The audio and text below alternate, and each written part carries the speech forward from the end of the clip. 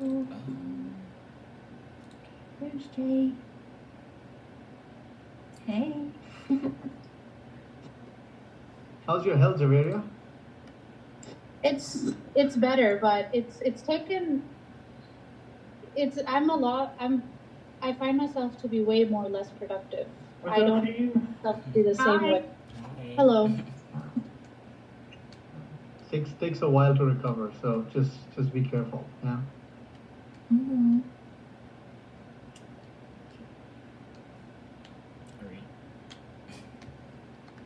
Do we know if Miranda is joining or Nandini? I don't think they are. I think both of them are busy right now. Okay, so I think we were meeting, and then we had a question about like finding a bad company for the example to explain dynamic pricing in the B2B space. So one of the ideas that we had was like high price surge in masks, like COVID-19, like masks for the N95s or surgical masks, and how they have shot up in COVID-19. But it's bad because it's to protect the public. But we, in the B2B aspect, we were thinking like the suppliers are not able to buy it, or the vendors are not able to buy it because of the price being so high, which is affecting the population. But we don't have anything to back this up. And some of the examples that we have is like we don't have stuff to back it up. Yeah. So we're confused.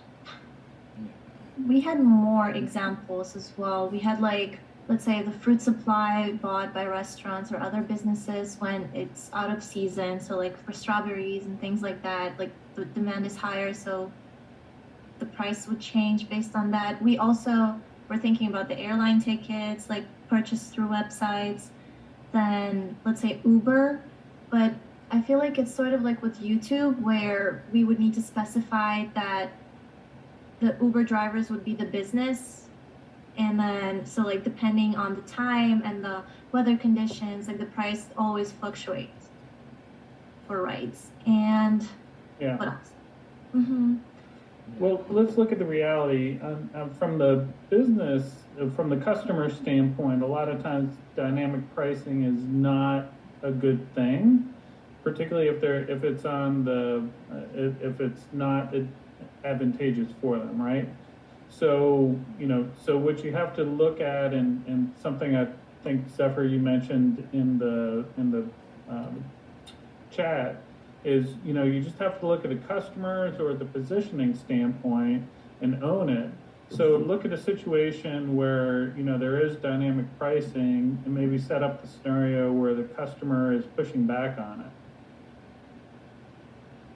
Does that make sense? I mean, some of the nuance in B2B is there aren't all the details there, so you're not going to oftentimes see a situation where they're a company showcasing where the customer hated it, and part of it is why that scenario where the dynamic pricing is seemingly like a good decision for the company, and oftentimes it is, because they're able to then navigate differential situations in the marketplace.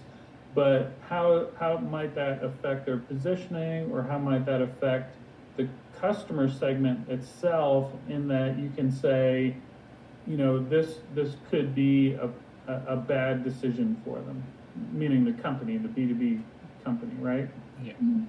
So through some of the like surface research that we did, let's say for the airline ticket situation, so we've noticed that a lot of consumers, they choose. Yes, but that's the problem, is you're you're looking at dynamic pricing from a consumer view, and you have to, and dynamic pricing is very relevant in hotels and airlines and things like that.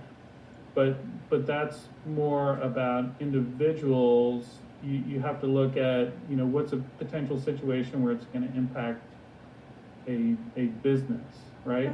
Yeah, I was just gonna say that like they choose to shop through private windows, so then like the cookies cannot track them or anything like that and jack up the prices. But like we understand that there are also, let's say, businesses like large companies that might purchase like tickets or hotel stays for their employees. So is that one way to look at it, or does that not really make sense to look? I mean, it's related. Your challenge is that it's impacting an individual, but the roll up on that. So it's one flight, it's one one situation, but it's not a broader B2B context. So while I initially won't say that's not a business situation, what we're looking for is really how might dynamic pricing affect the business itself. So what did you think about like the Uber example in terms of like the Uber drivers being the business, and like obviously that would be better for them, or I don't even know. Would it be better for them I if don't the know. price is there? Because I thought that they mostly get paid from like the tips. That's what I thought. I mean that can go both ways as well, because when you have surge pricing and it impacts their customers, so we have a customer issue, right? Hmm. So But from their standpoint, they're not absorbing that. They don't have to. The Uber driver does not have to absorb that.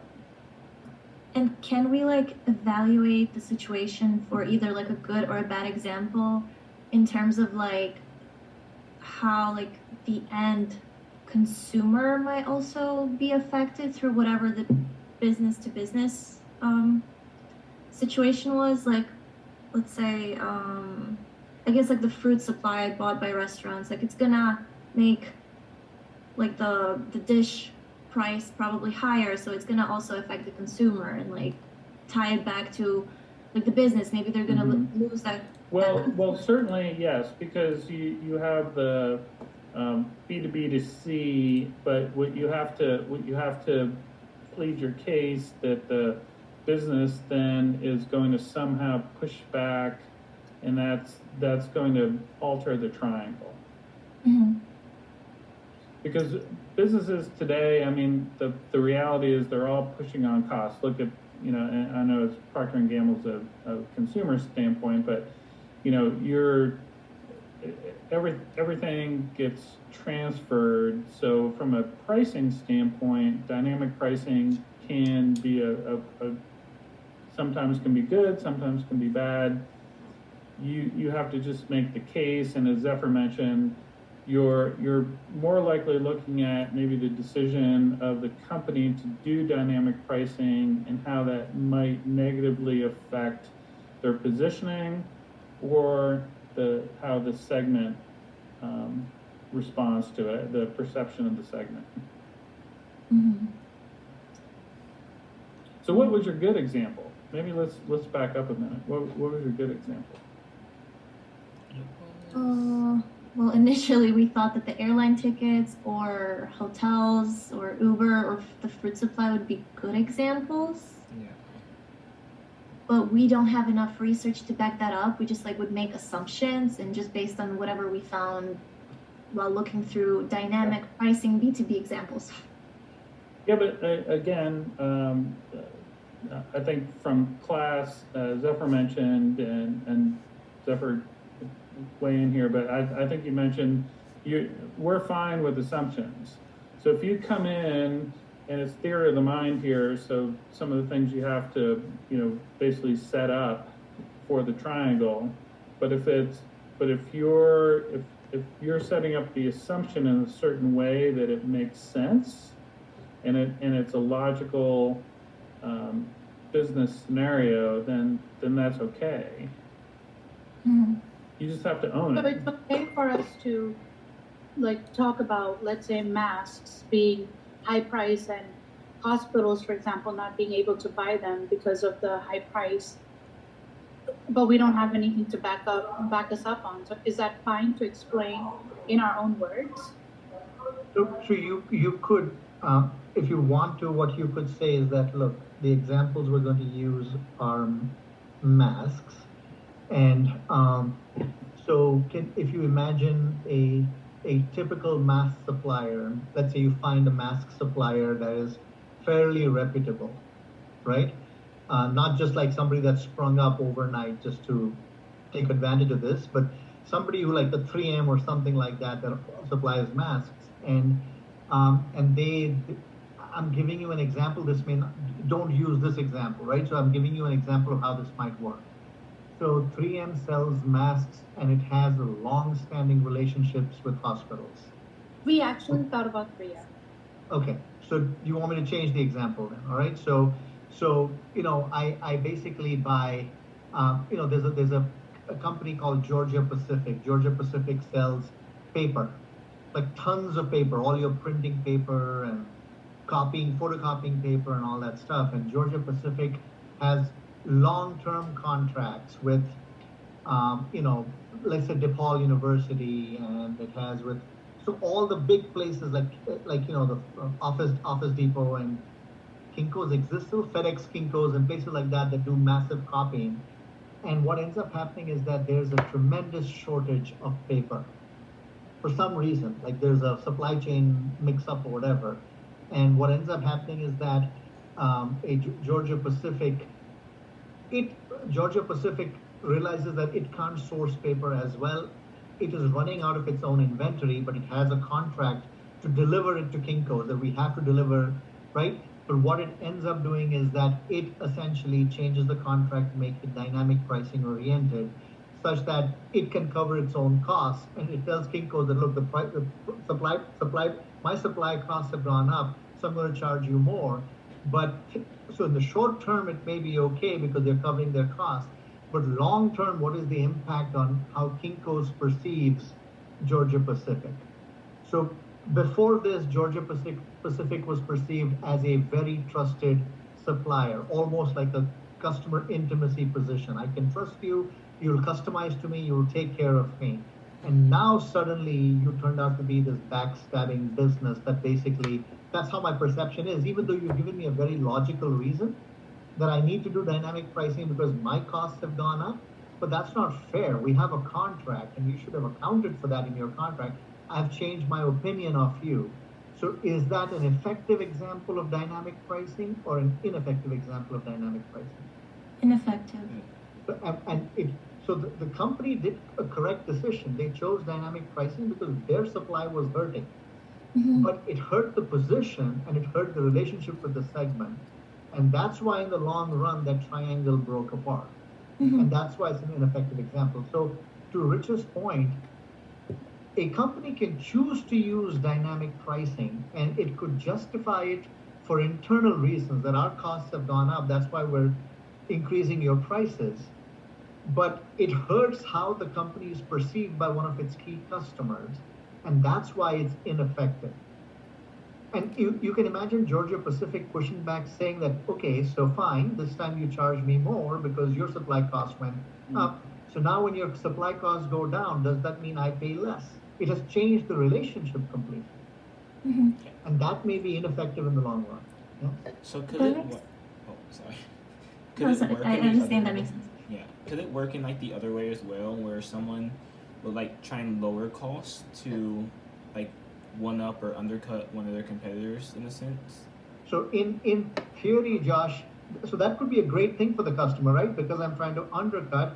We have a long-standing relationship. You're supposed to buy it at 10 cents a piece. I'm going to sell it to you for 8 cents a piece, and the customer is really very happy. So think about it from the seller that's gone from 10 cents to 8 cents from their point of view. Do they now want to be perceived as a cheaper alternative? Is that the position they want to seek? Or do they want to be seen as a trusted supplier? And because of that trust, the customer is willing to pay 10 cents, and I hurt that relationship and that position by dropping it to 8 cents. Yeah. So there is no such thing that says that just because you're cutting costs, that's a great decision, or because you're raising costs, that's a bad decision. Any decision can be bad if it hurts the desired position. And that's the story you have to build. So A lot of the things with dynamic pricing is if you have a long-term relationship and there are, as Zephyr was explaining, ebbs and flows, companies are much likely to absorb that because they've seen the benefit, so they've enhanced profitability or they've taken advantage of demand situations. Not just the negative where we're in this unique COVID situation where all of a sudden you've got this freaky demand, right? Whether it's 3M or any of the paper companies.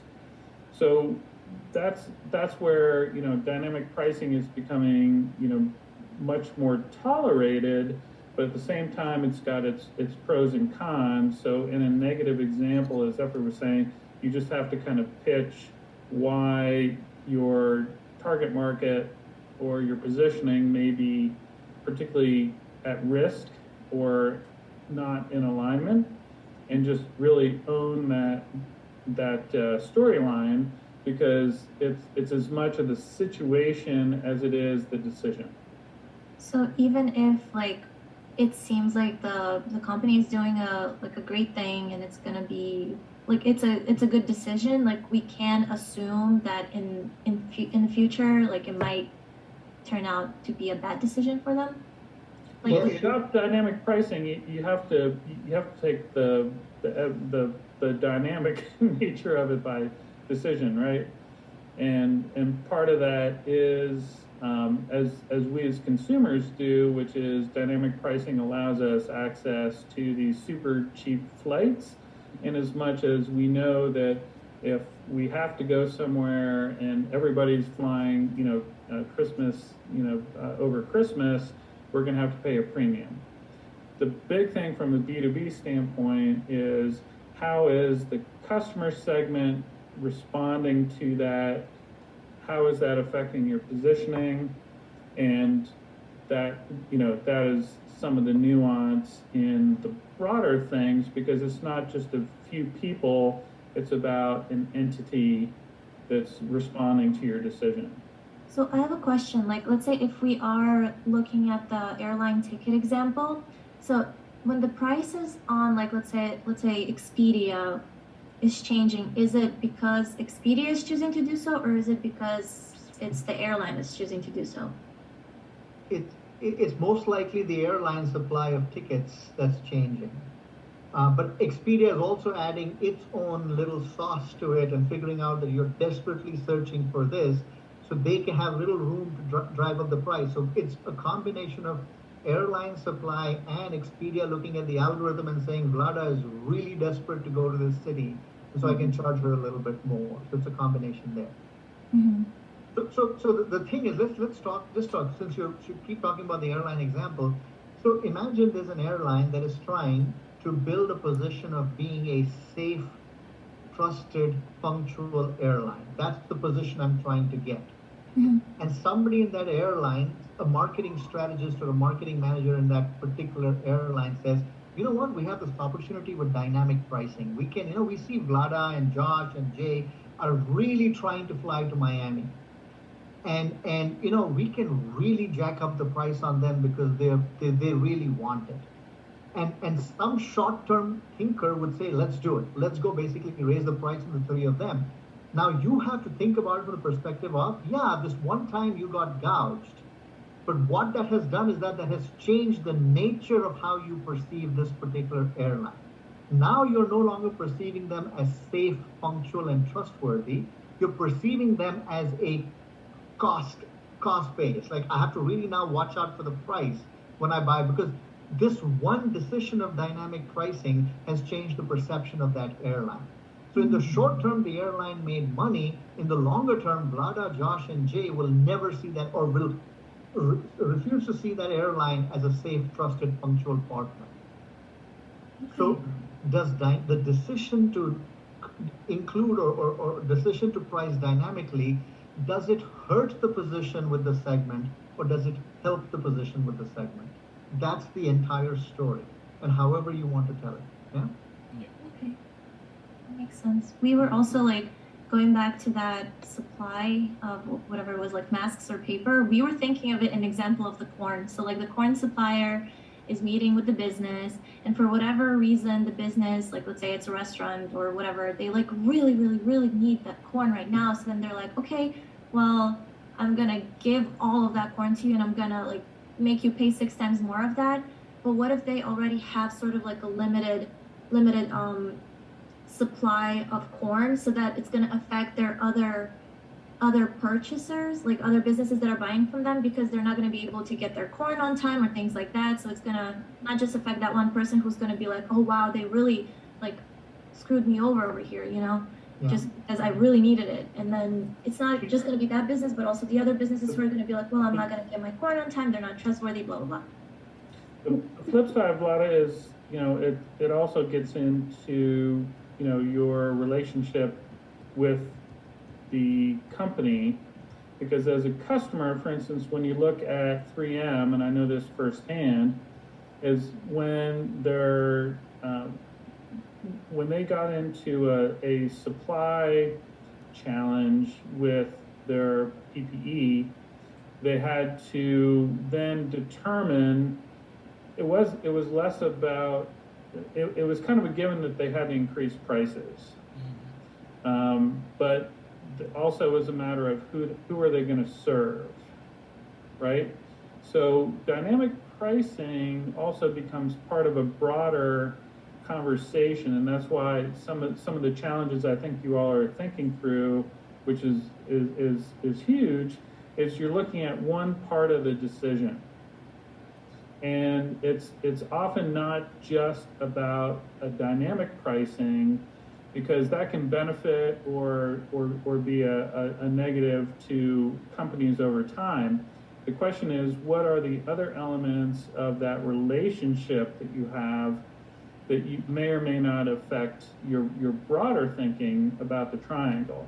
So unfortunately, we're asking you at this stage to say dynamic pricing, think about that in the B2B context, apply it to the triangle. But as we think about things like Barilla, it's part of all of those different elements of your mix decisions and how you're looking at providing value, you know, to them. So I wanted to elevate that at least one level and just kind of say, yeah, I kind of get the consumer standpoint. You can look at load-based pricing. We can look at consumers and how we're, you know, sometimes get a nice benefit, or we're hosed, you know, by a company because of dynamic pricing.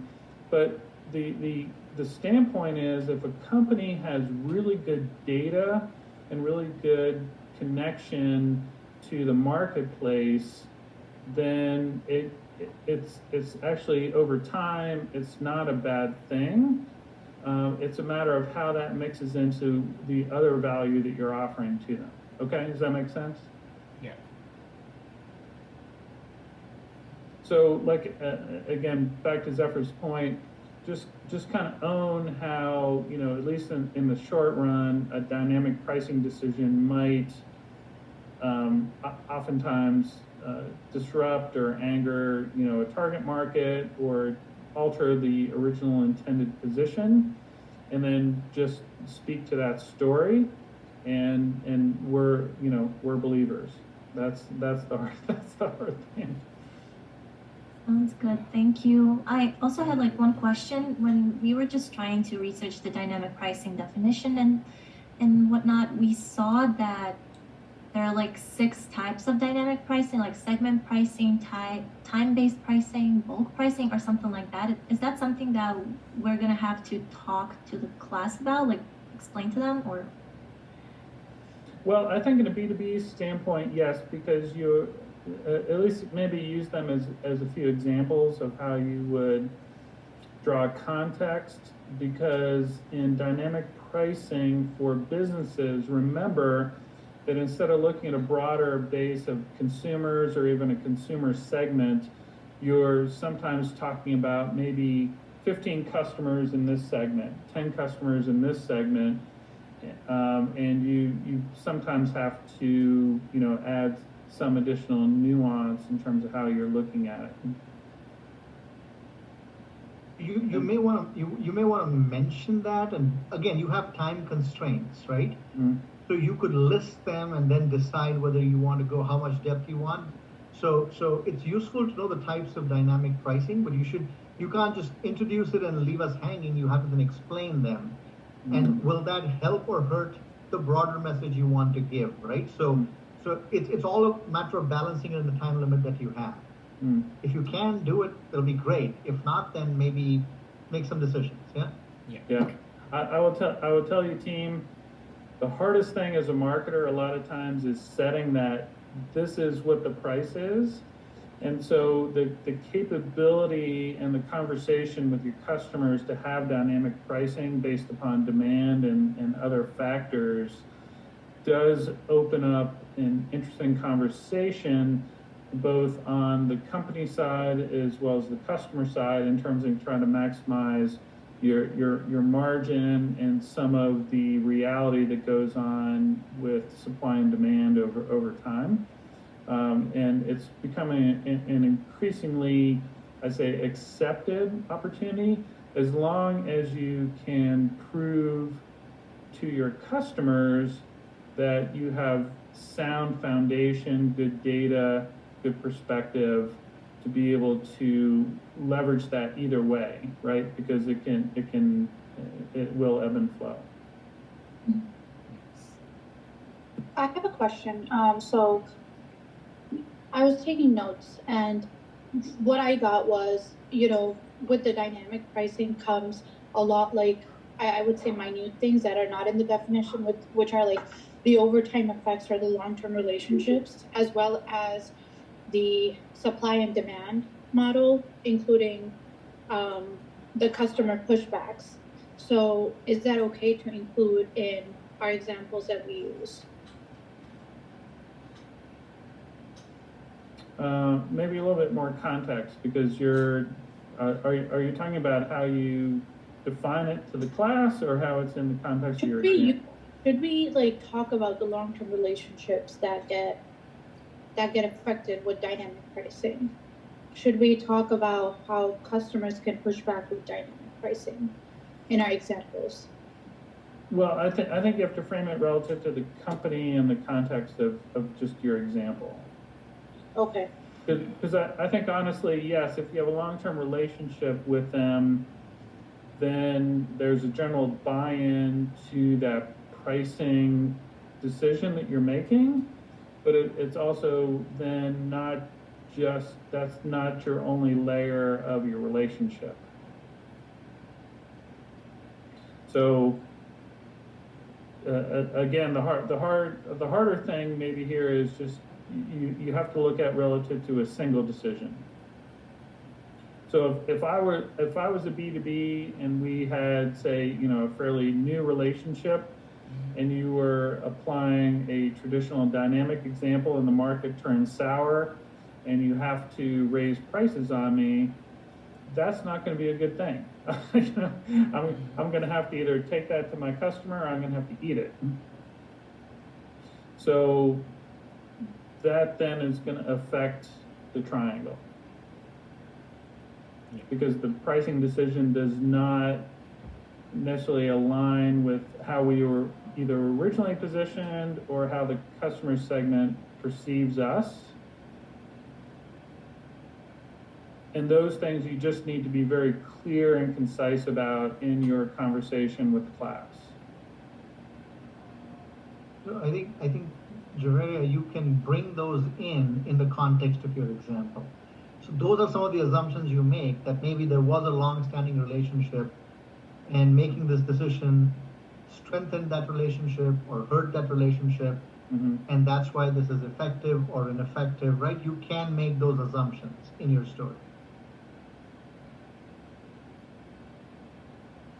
And that's I think the continuing transition in our conversations as a B2B, whereas regardless of what the scenario is, good or poor, I'm a $1 million customer of yours. So one decision is the equivalent of thousands of consumers. So you have to weigh that, and as Zephyr was saying, do we have a long-term relationship? Are we a newer customer? However you want to position it, but everything is not just in a vacuum. We're asking you to say, how does this decision in terms of going into dynamic pricing make this a poor decision for the triangle?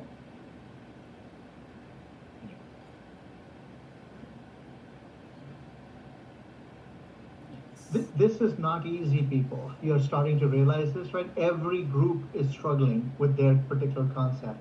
So you're not particularly, don't feel like we're blue chipping our way through this in any way, right? You are asking very relevant questions. So if this were Tuesday and we were listening to this, what we're looking for is that you have walked us through the triangle. This company chose to do dynamic pricing. Dynamic pricing affected this segment. And the position was impacted or not, positively or negatively. And that's why it's effective or ineffective. And in there, fill in the details based on some assumptions. So you can say, we don't know if they were targeting this particular segment, but for our presentation, we're assuming that it's mid-sized businesses that they were targeting. And mid-sized businesses wanted to perceive this company as this type of company. Mm-hmm. But by incorporating dynamic pricing and targeting mid-sized companies, this position got affected positively or negatively, hence effective or ineffective. You can make up a story if you need to. Yeah. We're just looking to see if you're being consistent. And it could be simply, that because of the implementation of this dynamic pricing in a challenging market, that our market segments, for instance, reduce their satisfaction levels with us. It could be that they move to a competitor. There's all types of or they had to absorb it. They just had to deal with it. Those are the kind of things you just have to deal with. I mean, I've run into various situations where certain metals and materials and so forth are just scarce. You look at a lot of the rare earth materials that China, for instance, has been buying up, and my companies, for instance, have been in a situation where it's like, listen, we only have so much of this. That supply demand curve, your costs are shifting up 20%, and we still have to satisfy our customers, right? We still have to deliver a product, so we just have to absorb that, and I'm pleased that we are a valued supplier of yours, right? Or the flip side is you're just hosing us. We need to find another competitor. And we're going to move away, and that obviously, crashes your triangle. So lots of, business situations, you just have to sell us, and I'll say that as a sales guy, but you have to sell us on why the triangle collapses. And own it. So, I mean, that's the part of it is you're not going to get perfect information. But as Zephyr mentioned, you can look at each decision, particularly with dynamic pricing, can be highly favorable for a company, or it cannot be. You just have to set the context. Okay. So like for jewelry businesses and their supplier of like the stones, they would have to. Well, if the supplier of stones is gonna jack up the prices on the stones, then the jewelry business is gonna have to raise their prices on their like accessories because they had to pay more for the supply as well. So that's gonna affect the end consumer, right?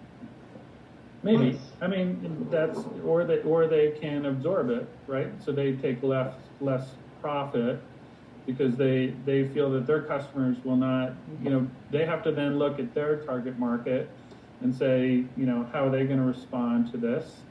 And so that's all in the moderating the effect, and that's where you get the B2B to C, transition.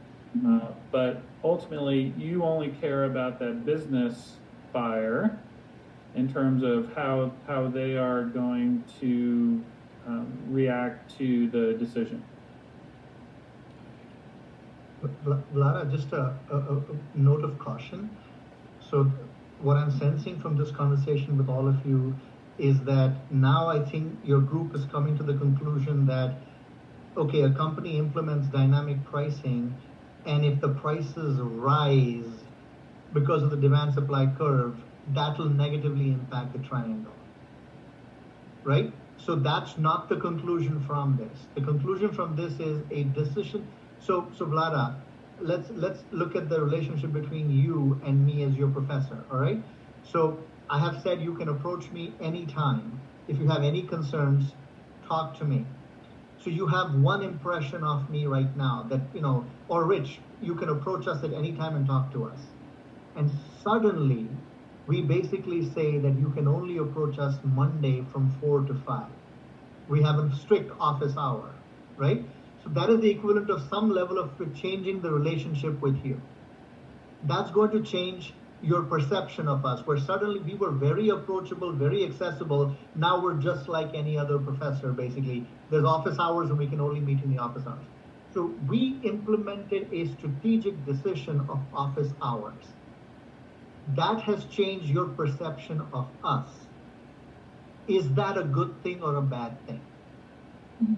Right? So same thing. So the decision to include dynamic pricing means that when supply is scarce, I will really charge you a high price. When supply is excessive, I'll charge you a lower price. So sometimes I benefit, sometimes you benefit. Right? Mm-hmm. That's the decision. So it's not as if I'm always out to screw you.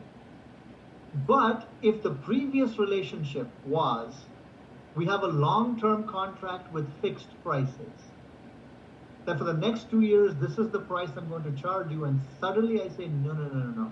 We're going to change our pricing contract to supply and demand. Sometimes you win, sometimes I win. Does that hurt your perception of me or not? That's how we want you to think, yeah? Yeah. I feel like in this example, it could be that I would be thinking that, what if I really, really, really need help right now, and then I have to wait all the way until like Monday, and then, well, I'll just figure it out by myself and not ask you for help. So that I don't. We've changed the relationship, Vlada. I've changed the relationship with you. Mm-hmm. That is going to affect your perception of me. Mm-hmm. Now, is that the perception I want you to have? Then it's okay. It's a great decision. I want you to think of me as like any other professor. It's a great decision. The triangle works beautifully for me. Mm-hmm. But if I want to be, or Rich wants to be this approachable professor, and suddenly we make this decision, suddenly we're perceived as any other professor. It's a stupid decision on our part to do that. We've completely, so that's how we want you to think with the decision. Yeah? Mm-hmm. Makes sense. Thank you. Yeah. So, you were generous, Zephyr. I'm 4 to 4:30, by the way.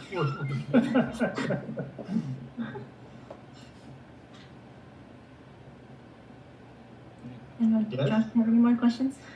That was everything. I think I'm good. Thank you. Okay. Yeah. Good luck, folks. Thank you. Thank you so much. And Your by the time. way, just as a hint, dynamic pricing is an increasing area in B2B because of data capabilities.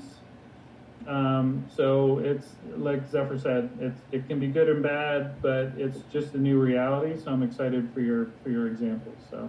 Mm-hmm. And like that gives you more control over like the pricing of your product. Well, again, as a product manager, the hardest decision is setting that one price, because that's what you have to live for, at least for the next year, or 6 months, or whatever the case may be. And when you can set up some of these other scenarios that your customers are aware of, it does open up different opportunities. The biggest issue has been, and with some of my former companies, just a lack of clarity and understanding of some of the data that you need to make better informed decisions. And unfortunately, with most companies, that's happening. So anyway, this is inside. Thank you. All right. Have a good evening. You too. Thank you. You as Bye. well. Okay, so we're good. We don't need to meet Saturday. No. Okay. All right. See you Thank later. you. Bye. Okay.